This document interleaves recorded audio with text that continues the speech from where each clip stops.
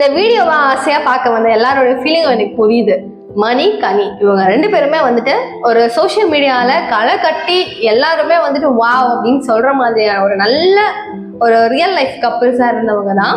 இவங்க ரெண்டு பேருக்கும் நடுவில் ஒரு பெரிய பிரேக் வந்துட்டு எல்லாருக்குமே வந்து ஒரு பெரிய ட்விஸ்ட் தான். என்ன நல்லா தானே இருந்தீங்க, நல்லா தானே வீடியோஸ் போட்டீங்க, என்ன ஆச்சு அப்படின்னு சொல்லிட்டு ஒரு பக்கம் நீங்க சேர்ந்துக்கோங்க, ஏங்க இப்படி இருக்கீங்க, சந்தேகம்லாம் படாதீங்க அப்படின்னு ஒரு அட்வைஸ் ஒரு பக்கம் இருந்தாலும், இன்னொரு பக்கம் வந்துட்டு அவங்க விருப்பம் நம்மளுக்கு எதுக்கு அப்படின்னு போற ஒரு கூட்டமும் இருக்கதான் செஞ்சுட்டு இருக்கு.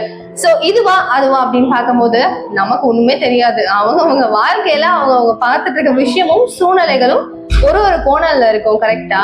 சோ நம்ம வந்து இப்போ எனக்கும் ஒருத்தவங்களுக்கும் சண்டை இருக்கு அப்படின்னும் போது யாரோ சொன்னாலும் எனக்கு காம்ப்ரமைஸ் ஆகலைன்னா ஆகலைதான்.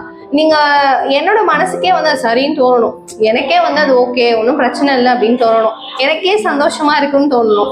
இல்லையா எனக்கு இது செட் ஆகாது அப்படின்னு எனக்கே தோணுச்சுன்னா மட்டும்தான் அது வந்து நீடிக்கும். இதுதான் பாயிண்ட். ஓகேவா?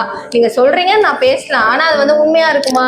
நாட்டா கண்டிப்பா வந்து ஷுவரா கிடையவே கிடையாதுன்னு தான் சொல்லணும். அதே மாதிரி நான் ஒரு லைஃபை வந்து லீட் பண்றேன் அப்படின்னும் போது அது உண்மையா இருக்குமா? கண்டிப்பா இருக்காது. எப்ப வேணா பிரேக் அவுட் ஆகலாம். அவங்க மனசுக்குள்ள எப்போ அது தோணுதோ அப்போதான் அது வந்து முழுமையா ரியலைஸ் ஆகும். ஸோ அட்வைஸ் அப்படியே தூக்கி இப்படி வச்சுட்டு நம்மளுக்கு என்ன தோணுன்றதை நம்ம பார்க்கணும். ஸோ என்னோட பர்சனல் லைஃப் ஆகட்டும் இல்லை என்னோட கேரக்டர் ஆகட்டும், என்னவா நிறைய பேர் கண்டிப்பா இப்படிதான் இருப்பீங்களா இருக்கும்.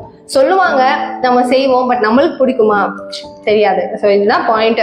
ஸோ இதுல வந்துட்டு நம்ம மணிக்கிட்ட நிறைய இன்டர்வியூஸ்ல கேட்டிருக்காங்க, என்ன சார் என்ன பண்ணலான்னு இருக்கீங்க, நீங்க வந்துட்டு கனி கூட சேருவீங்களா மாட்டீங்களா அப்படின்னு சொல்லிட்டு. ஸோ மணி ப்ரோ என்ன சொல்றாரு, தெளிவா சொல்லிடுறாரு.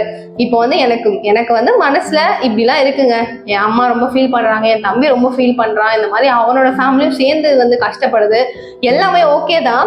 பட் நாங்க வந்து எல்லாரும் சொல்றதுனால நான் சேர்ந்தேன் அப்படின்னா திரும்பவும் எங்களுக்குள்ள நாங்க சந்தோஷமா இருப்போமான்னு எனக்கு தெரியலன்ற ஒரு கொஸ்டின் மார்க்ல அவர் வச்சிருக்காரு. ஸோ கனிக்கு 100% இல்லைன்னா 90% அவர் கூட சேர்ந்து வாழணும் அப்படின்னு தான் ஆசை. பட் மணிக்கு வந்துட்டு இல்லை அப்படின்னு சொல்லியிருக்கிறாரு.